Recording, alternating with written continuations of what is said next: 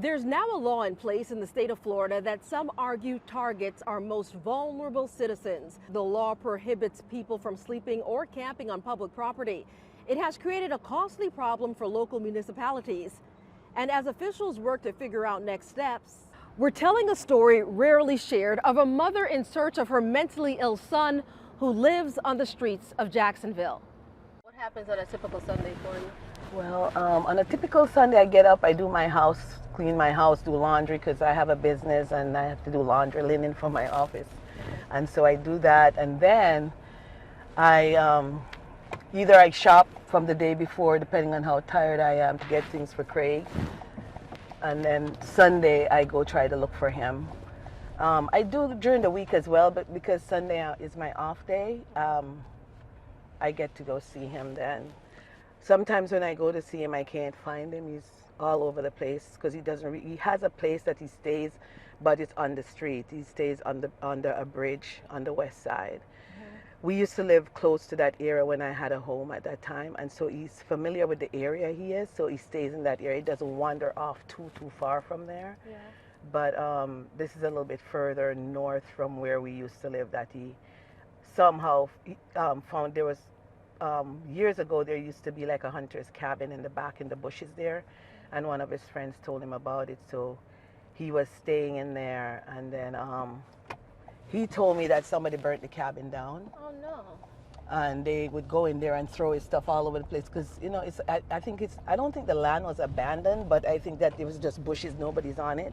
And there was a little hunter's cabin, and he used to stay in the cabin. And I'm not sure who did it, but people would go in and harass his stuff, or, you know, I guess they were trying to indicate to him that they don't want him there. You have 4 sons, 1 daughter? Yes, I have 1 daughter. She's the first one, and then 4 sons back to back. Wow. I had my kids very young. Craig is number 3. Yeah. Sorry, number 4. Craig is number 4. Your 4th son. So he's your baby. Son. Almost, because I had 1 after him. Oh. So I had 4 boys and 1 daughter. Yeah. So Craig was really that kind of child who loved nature, doesn't like to be, like told what to do. He just want to have his own path. Yeah. And he was always like that. And so even growing up, I could remember my fondest memory of Craig was when he was probably about 4, and we were sitting on the veranda. That's what we call it in Jamaica, not a porch, but we were sitting on the veranda. And he just came over and he was just like touching my face and holding my face, and he's like, "Mom, hold still. There's a bump right here, let me squeeze it." So even today I can remember, the tactile sense of that, him touching my face never goes away. And so even now that he's going through this, when I think about that, it gets me all emotional because I remember my baby when he was 4 years old. Wow. And did that, and those are the thoughts that stay with me and make me want to be the mother that I am for him today and the rest of my kids. Yeah. What kind of mother are you today? I wish I had the mother that I am to my kids today, but unfortunately I never did because I never knew my parents.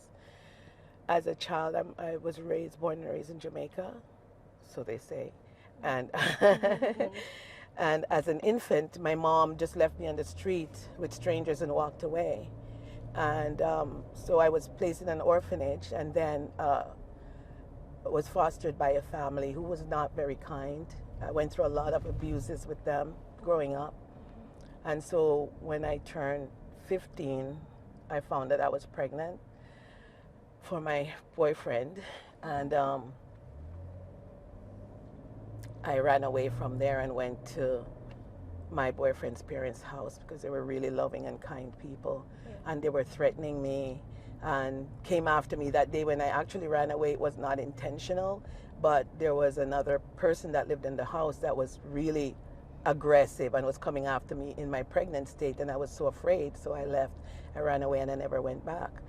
And that's how that all started. So I had my first child at 16, and my daughter, and then I had my other boys. We got married, my husband and myself got married, but I was underage, so the marriage was denied, and then we had to go through that, and finally we got it situated, and then we had my 5 kids. At the age of 24, I was the mother of 5 and a wife. So I didn't know what the heck I was doing really. I was learning on the on the job. I was getting on the job training. But anyway, And how old were you when you had Craig? Craig, I was about 23 or 22. About 22, yeah, when I had Craig. And so, when I had to leave Jamaica though, because I had my kids and we had a hard time taking care of them, you know, so I ended up doing business. The business didn't work out. I used to travel to the US and some other islands and buy things and go back to Jamaica and sell them. But it wasn't working out and credited more than the money was coming in. And then eventually my husband came up with this great idea. It's like, why don't you try to go to America and see if you can, you know, get some work there, because it's easier for a woman to get a job than a man, which was true.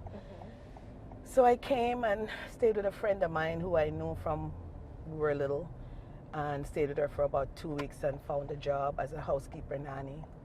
So I worked with that family for 5 years, taking care of their kids while sending money home to take care of mine.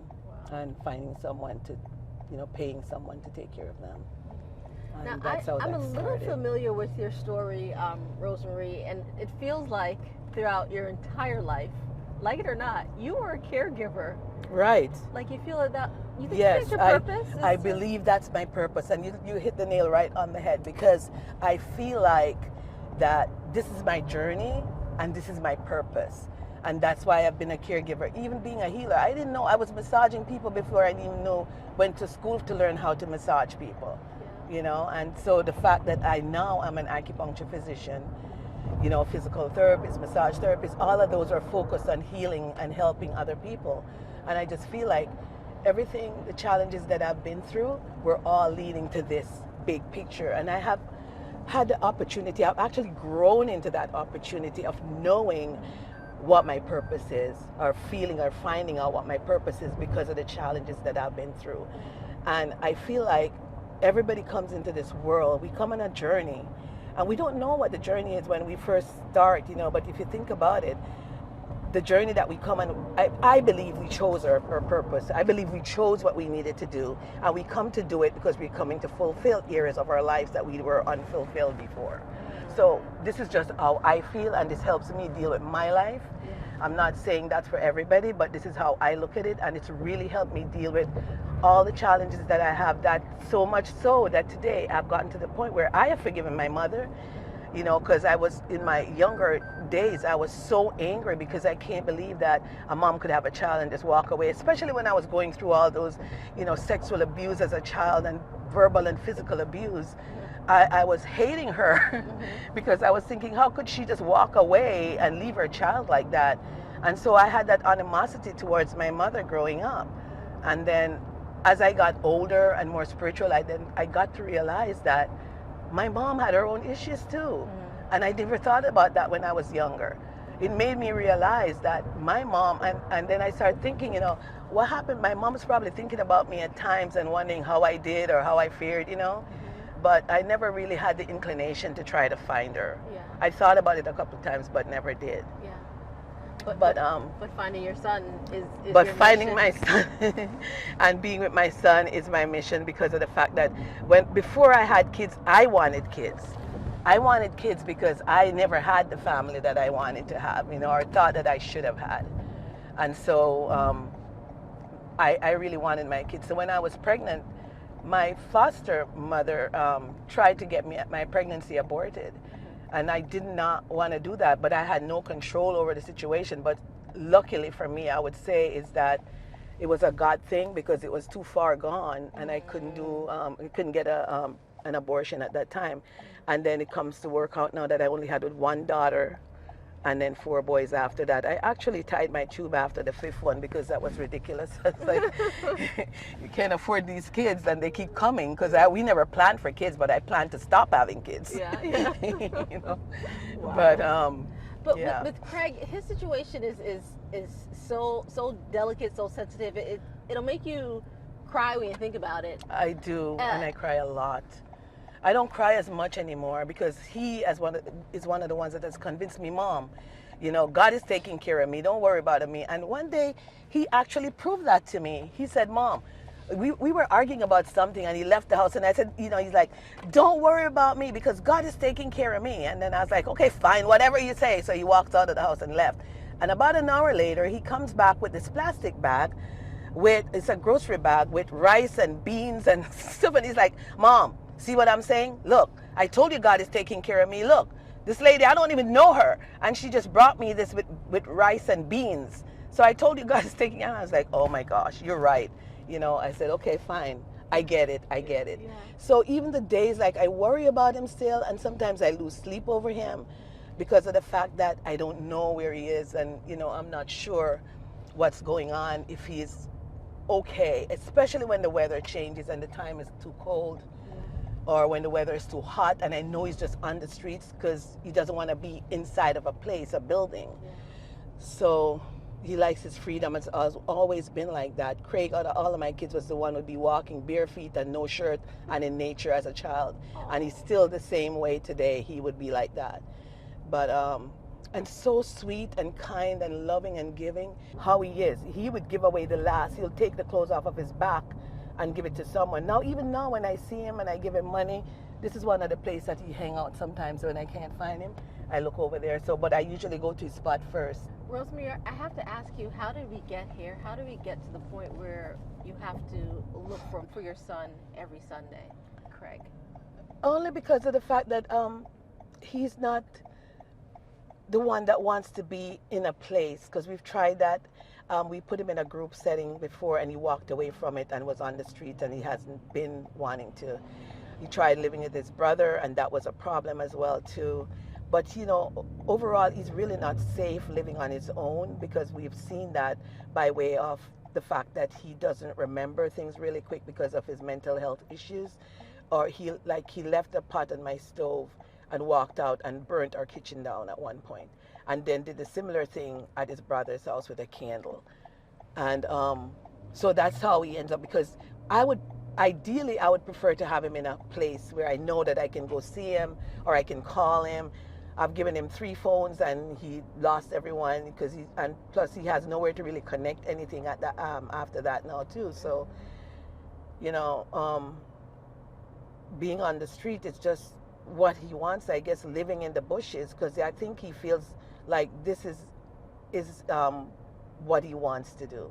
He told me if I could just get him a piece of land and buy him a little trailer home or something and put it on it, buy some water, he'll be okay. So I'm trying to save money for that, to get him a little plot of land somewhere. But the thing is that even just getting him a plot of land, he sometimes hangs out over here, so I always look to as I'm driving. If I could just get him a plot of land and put that up, and then he would be there, and, you know, I could know that he's there. But the thing is that when somebody's mentally ill, there's so much stigma related to it that it's not easy. Because even if I could get him a little trailer home somewhere to rent, I would be happy to do that. But people are not going to allow him to be there looking the way he is, because he don't look like everybody else. You know, he looks unkept, because of course he doesn't live in a home with a shower and all that, but he showers in the water. So this is where he actually hangs out, right here. So every time I come, I park behind the line right here. It's a very dangerous spot because cars are flying by all the time. Yeah. So I wait and see when it's clear, and then I go out and then I start calling him. And if he's there, he'll come up from underneath the bridge. So if he's here now, and I chose to do this time of the day because if I come too late, sometimes he's already gone. So hopefully he's there that I could see him. I brought him some groceries, and I get him stuff that I know he can use. He doesn't have a refrigerator, so I get him canned goods. I will get him bread, butter, stuff that I know he can use, peanut butter, jelly, Vienna sausage, things that you don't have to refrigerate, and things that he has easy access to open, because at least I know that he's eating. I also pay money to a restaurant, and he will go there sometimes and eat at this Jamaican restaurant. So I know that at least he's eating, because, and he's very skinny. He's not the kind of person that will beg. He won't beg. Even if he doesn't have it, he would prefer to go in the garbage and take something out of the garbage rather than to beg. And he, ever since he was little, he always was into art. So I sent him to art school, summer art school, when he was in Jamaica. And recently he told me he drew this piece of art. I have it in my car. You see that cardboard right there? He drew this for me. And he said, Mom, Happy Mother's Day. And he gave me this piece of art that he drew. He's got a very good talent with art. But anyway, so he's always been like very poetic and artistic. He will just like take the letter C and do a whole picture with just the letter C or the number 4. Yeah. Very, very artistic. At one point I was telling him, you could use this and make some money to support yourself. And he's like, no, I don't want to do that. But every now and again you'll get the kick, can you buy me some pencil? Can you buy me this? And I get it for him. But then with the unsteadiness, he's so unstable. There's no place for him to really keep anything because he's under the bridge, but when it rains and it gets heavy, it washes his stuff that he's got under the bridge. Yeah. And he said sometimes people come and take his stuff because there's other homeless people that live somewhere in the bushes here too, because I've come to see him. I know there's a guy with a dog that goes further in and he sets up a tent. And sometimes when I come to I'm calling for Craig, the dog will start barking from in the bushes over there. There's homeless people on the other side too, living in the bushes. Do you ever fear for your own safety when doing this? No, never. I'm not the kind of person who's fearful. I don't know, call it naive, but I never feel like anybody's gonna hurt me because I wouldn't hurt them. And I think that's maybe naive. But even in my home or something, I don't have that fear of things happening to me. I just never had that, never felt that. So even at night, my fear would come from the traffic hitting me though, because if I'm not safe, because it's dark over here, there's no light right here.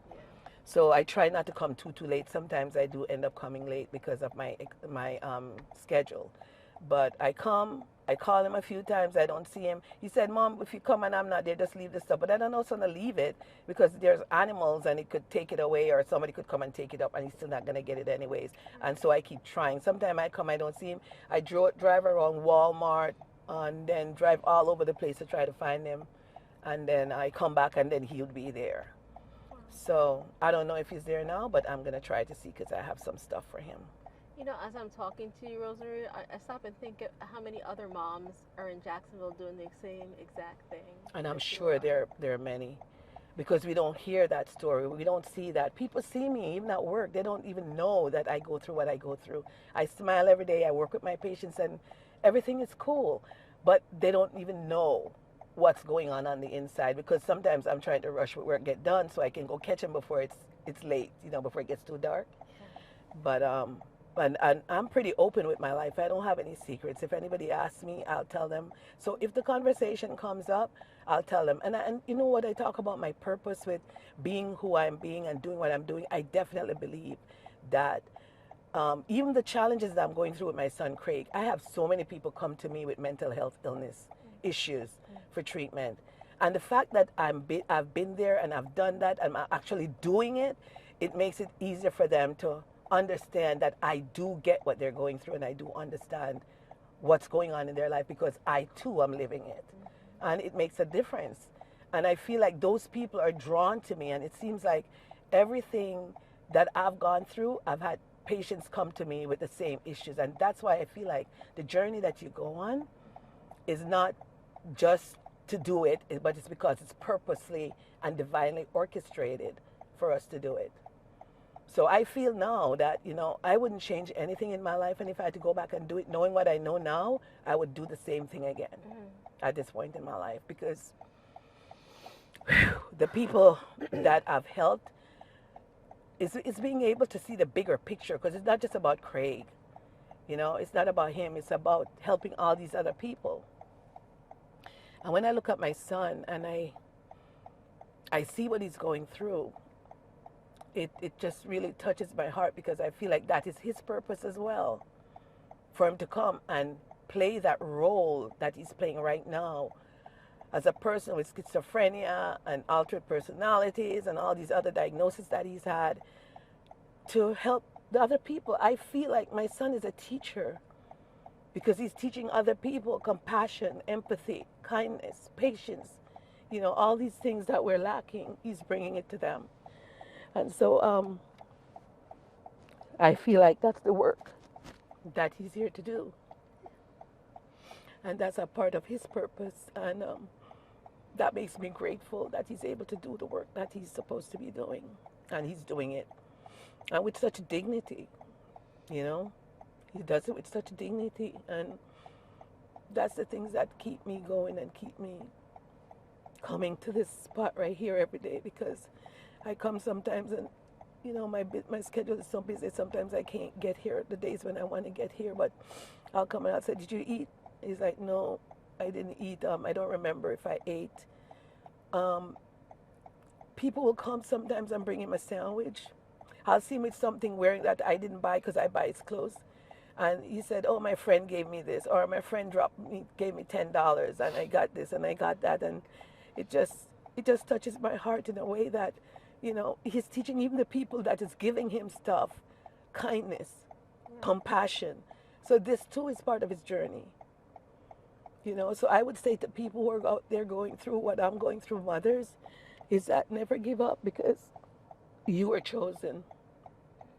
Because I feel like I've been chosen for the challenges that I've been through. I feel like they too have been chosen for the challenges that they're going through. And their kid has a role to play in what's going on in their life. Part of this is putting a face to homelessness. We walk by, in some cases, on a daily basis and don't think twice about it, don't realize that they have loving moms looking out for them, praying over them, people that love them. But we're all human, right? Right. And that's the thing, is that, and it's not just about my son, because if I pass on, my son has taught me too to be more compassionate for other people too, because when I pass a stoplight, I keep money in here every time to give people. Wow, so I you make have sure your I have change, yeah. So when I pull up to a stoplight and somebody stops and asks for money, I give them money as well.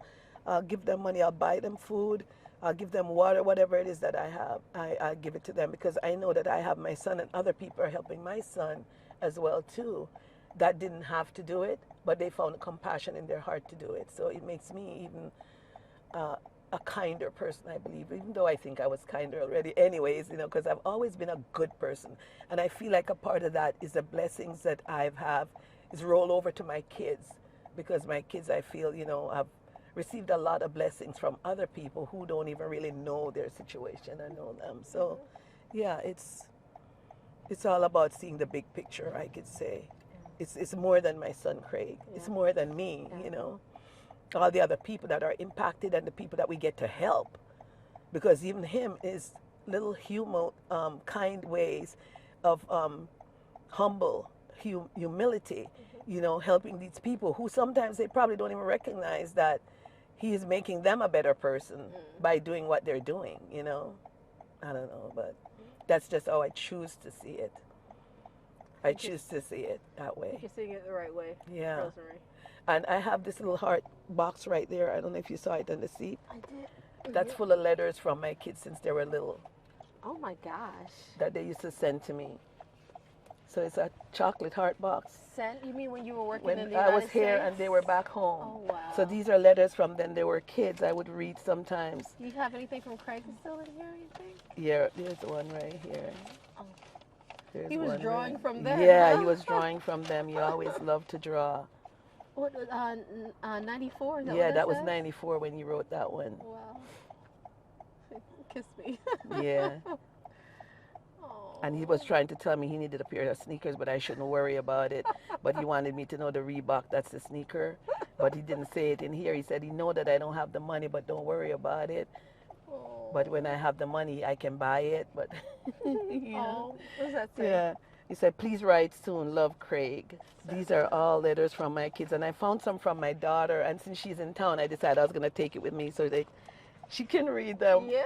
She sent to me when she was little. He's just so cute. Wow. And How old is Craig now? Craig is 46. Okay. I think it's about 46. Yeah, I can't keep up with the age with them these days because So many. it's like, I believe it's about 46 Yeah. now, or going 46. Yeah. 5 children. 5 kids. 10 grandbabies. Yeah. Wow. Yeah. Blessed. And out of 4 children, because one of my son doesn't have any kids, but so it's 4. But they're all good. You know, I have challenges with my other kids as well. My daughter's doing well, but my boys, I don't know, some issues with the boys, but I'm still grateful. I'm still happy, and I wouldn't change a thing because of the lessons that came out of it. And I think that's the biggest picture. We're here for the lessons, and we're growing from all the experiences that we have.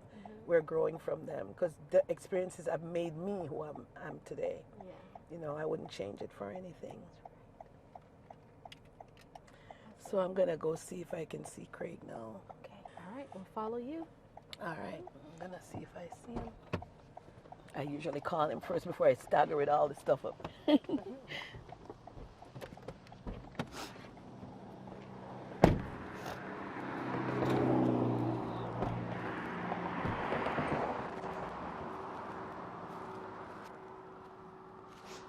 Craig! Craig?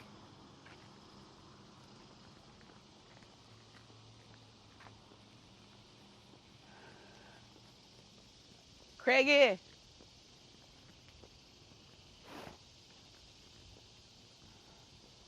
Craig, you here?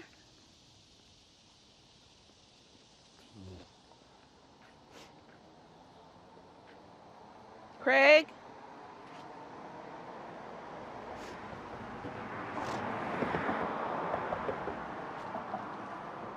Oh, Craig. It's usually under the bottom here. So the little cabin that he stayed at was in the bushes back there, but they said that it was burnt down, so yeah.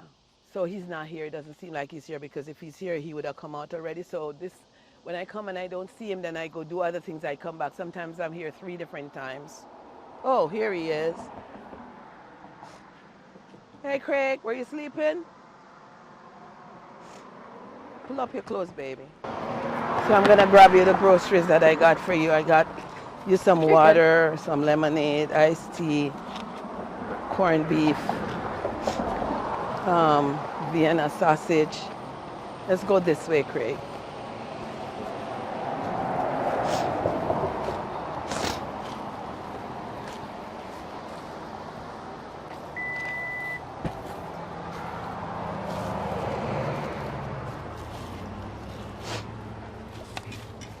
I got you your red velvet cake, Craig. Oh, Your favorite. That's your favorite? Yeah. And I know now I was going to see it. I got you one too. You want to take that with you, Craig? Craig, that first. And I got some coconut water for you too. And red velvet cake, and I ice cream, like it's my favorite, you know? yeah. Sometimes I bring him the ice cream and I come and I can't find him and the ice cream melts and he's like, Mom, you should just bring it because I can drink it. So I do that. No, that one is not yours. These are yours because I had to separate What them. was these on? These are for to go to the house. Oh. And this is for you. Those, Did you eat, Craig? Did you want me to go get you some McDonald's?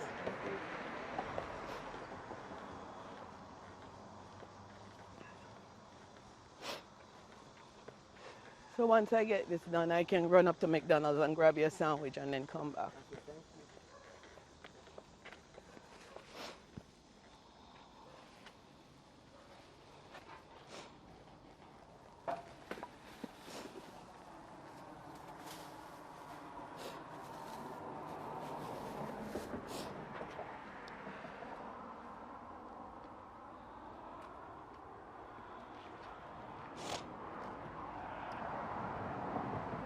And you don't go that far, like.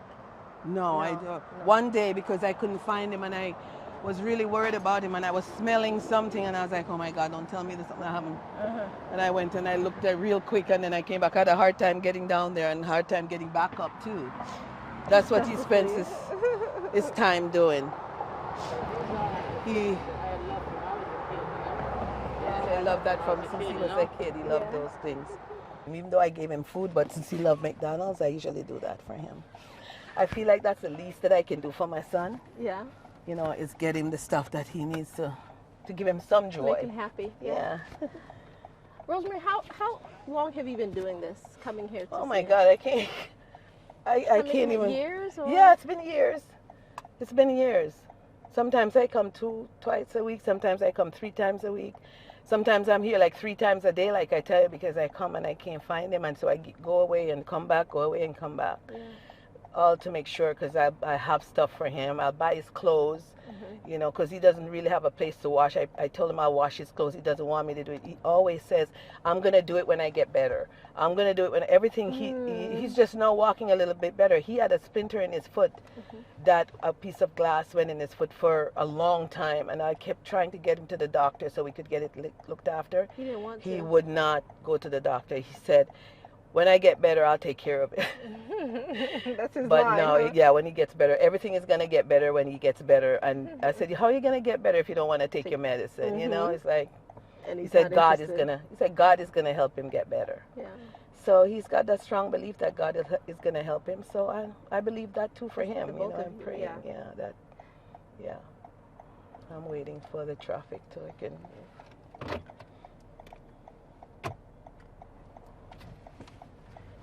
So I'm just going to run and grab him something real quick and then take it to him. And then after I give it to him, I know he's good. And so my mind is also settled because I know he's good. Right. You know. And then there's another homeless guy that has a phone. And sometimes he hang out with him. So sometimes he'll call me and tell me that I just did Craig, because he was homeless too. He was actually over here and got moved out of that place. And I was set up. He's an older white gentleman, and he's got a walker, and sometimes got one of those rollator walker that he can sit on. And so he became such good friends with Craig. He and his wife always look out for Craig. And he told me that, you know, like in those cold temperatures when it's like in the 20s and 27, sometime when it was unusually cold, Right. he offered Craig to come and stay in their trailer over there, and Craig told him no. So he just stays there, and he, the gentleman, said, I don't even know how he does it. I don't know how he does it. But then sometimes he'll call me, or he'll take a video of him and say, I'm hanging out with Craig right now. Oh, He's okay. thank goodness. I know those videos mean a lot to you. Uh-huh. And then sometimes I do a video with him too when I come and see him, because he may be doing something or saying something that's really cute, and I take a little video of him. Yeah. Yeah.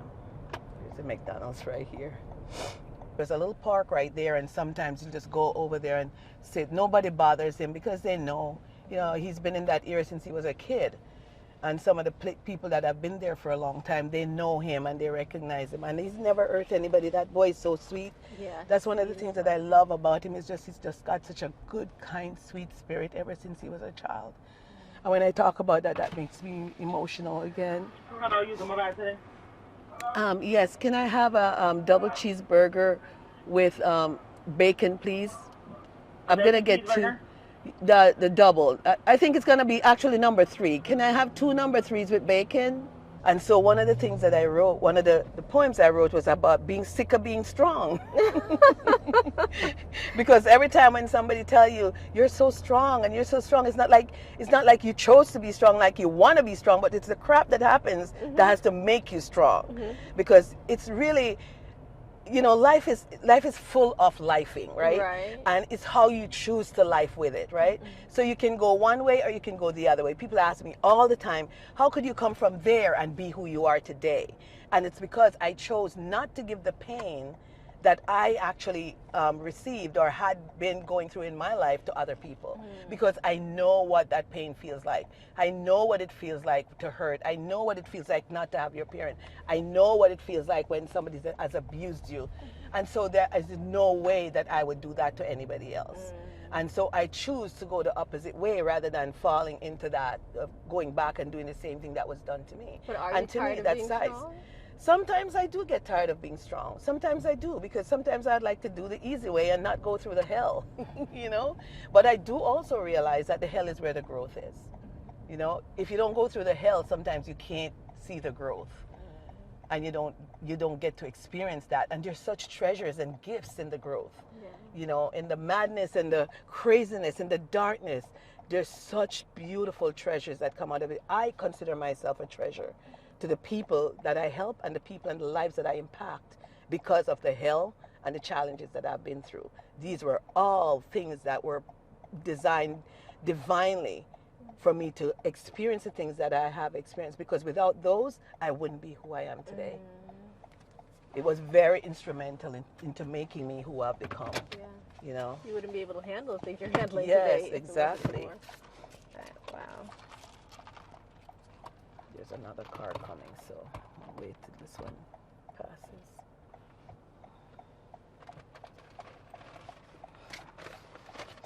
Now I know he got something hot. You know, Jamaicans are crazy about hot foods.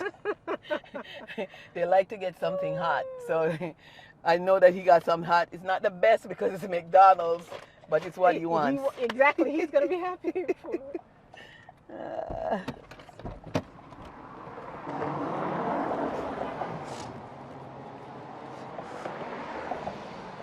Craig, I got you two, okay? So you can eat one now and eat one later. And I got you a Sprite and a Coke.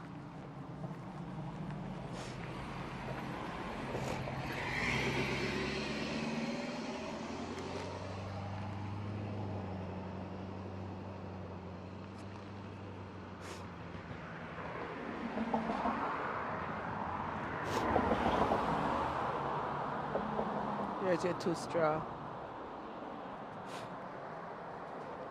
All right, you good? I love you.